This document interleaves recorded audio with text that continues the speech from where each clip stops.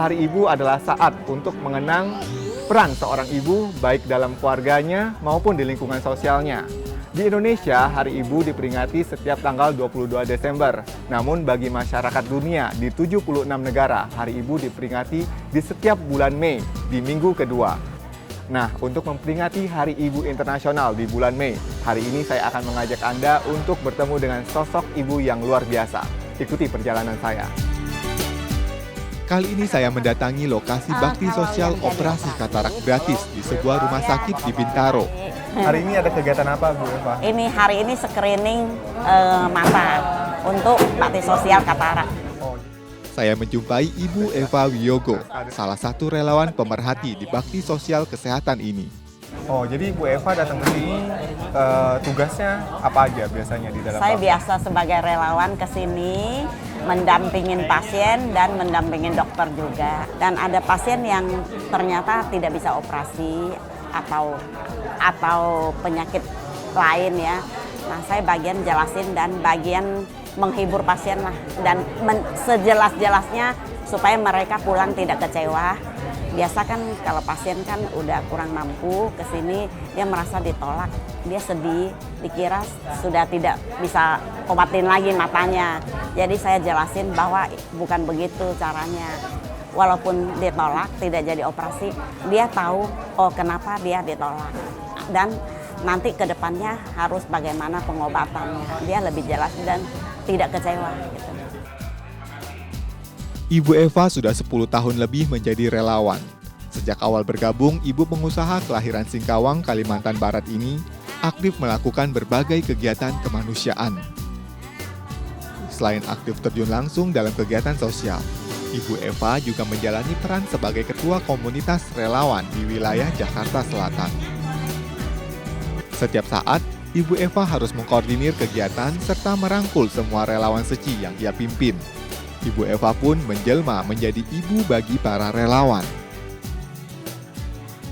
Cici Eva itu seperti mami kita ya, mama kita ya. Cici Eva itu selalu mengayomi kita relawan-relawan yang ada di Blok M ini ya, di selatan ini. Cici Eva itu seperti orangnya baik banget ya, nggak pernah marah, senyum terus. Ajak kita juga tidak pandang ini ya, pandang suku apa. Aku kan berhijab nih, tapi dia tetap aja sharing sama aku. Di mata saya, Cici Eva itu luar biasa. Selalu senyum, penuh dengan kasih ya, dan juga merangkul kita gitu.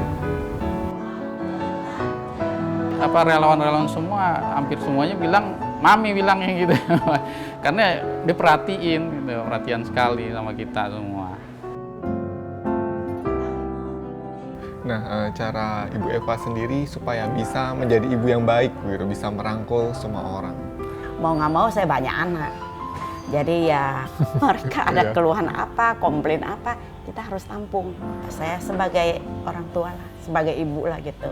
Saya harus banyak bersabar. Harus seperti tong sampah juga. Apa keluhan mereka saya harus tampung. Dan pun saya tampung ya saya cerna sendiri. Kita jelasin apa yang kita tahu. Dan pun kita selalu kasih contoh yang positif untuk mereka. Dan salah satu saya harus lebih semangat mempengaruhi mereka. Nah, ini kan nggak hanya terhadap relawan, mungkin di awal-awal Bu Eva juga aktif di misi amal, juga di bagian kesehatan untuk baksos terutama nih. Nah, terhadap pasien sendiri bagaimana nih cara Ibu Eva supaya bisa lebih merangkul mereka, bisa mendekati mereka seperti layaknya ibu lah begitu. Iya, mula-mula saya juga nggak bisa ya, karena saya sendiri orangnya cukup galak, cukup tegas ya. Dan pun ya karena di Seci kan tidak boleh bentak, tidak boleh galak. Jadi mau nggak mau saya belajar sabar dan belajar banyak senyum dan belajar mengeluarkan kata-kata yang lebih indah dan lebih baik. Ya lama-lama jadi saya sudah terbiasa ya. Saya dari awal sudah pegang kasus dan bakti sosial. Saya menghadapi pasien ya kita harus lebih banyak menghibur mereka dan kasih mereka pandangan yang lebih positif, dan apa yang kita bisa ulurkan tangan kita untuk mereka, kita ulurkan. Dan kita selalu merangkul mereka supaya bisa lebih baik dan lebih percaya diri dan lebih semangat menjalani hidup ini. Sehari-hari Ibu Eva adalah ibu rumah tangga. Di tengah kesibukannya sebagai relawan, Ibu Eva tidak melepaskan perannya sebagai istri dan ibu bagi keempat anaknya. Nggak masalah sih.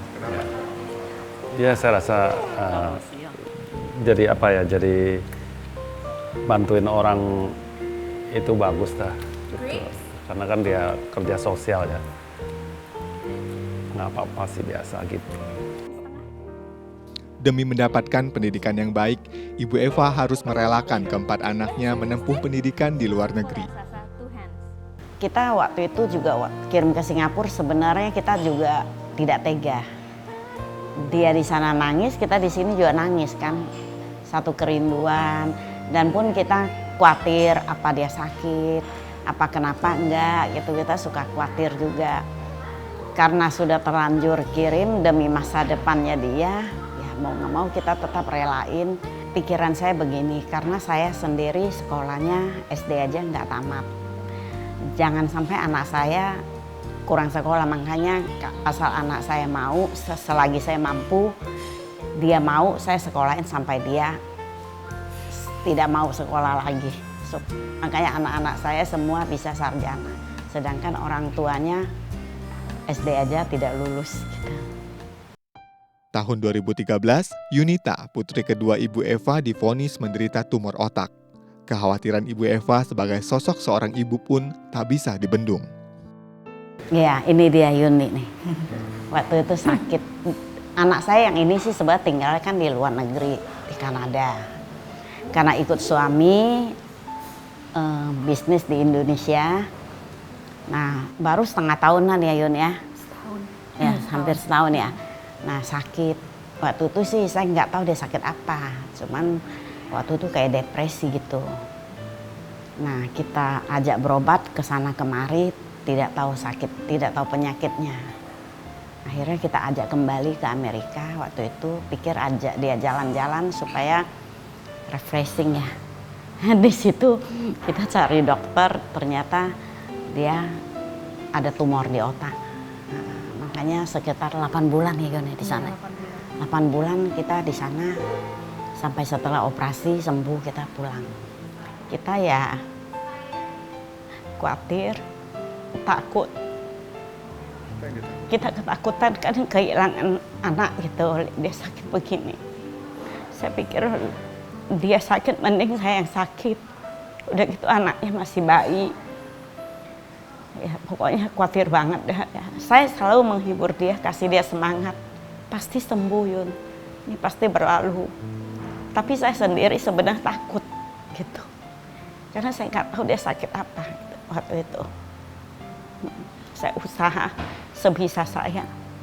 Walaupun kita tak tahu semua orang tuh harus menjalani jalan ini menuju ke sana, tapi kita tetap khawatir. Kita selalu berdoa.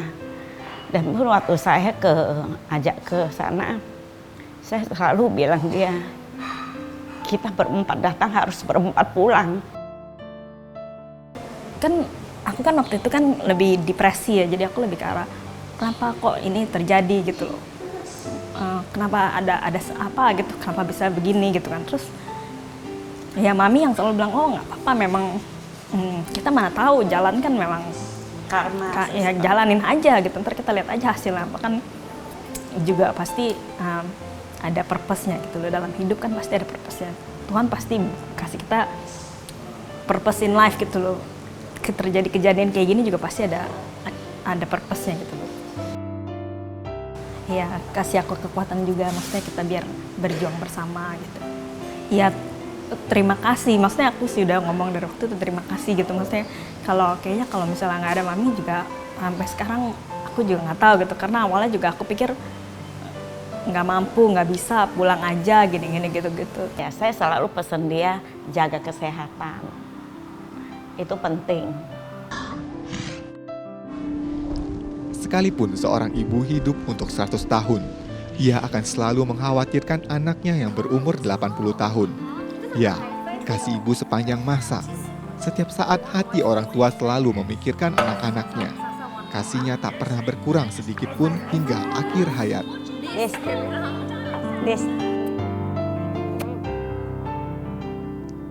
Kasih sayang seorang ibu terpancarkan dalam diri Ibu Eva. Ia menjalankan peran ibu sebagai keluarga tercinta, para relawan dan para penerima bantuan. Jejak cinta kasihnya begitu melekat di hati.